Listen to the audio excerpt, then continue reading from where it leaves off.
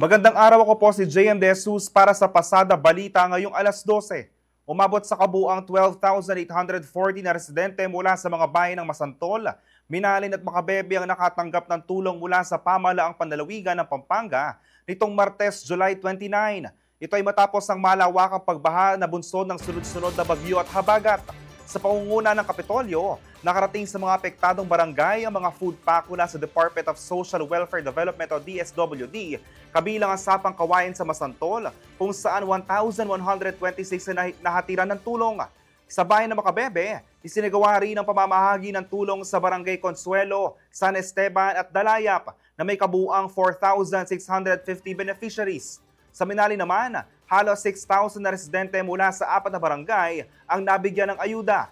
Ayon sa ulat ng Provincial Disaster Risk Reduction and Management Office o PDRMO, kabilang dito mga barangay ng San Isidro, Lourdes, Santa Maria at Santo Domingo. Ayon sa provincial government, patuloy ang pagtugon ng lalawigan sa mga pangangailangan ng mamamayan, lalo na sa mga kalamidad upang masigurong walang maiiwan sa panahon ng sakuna.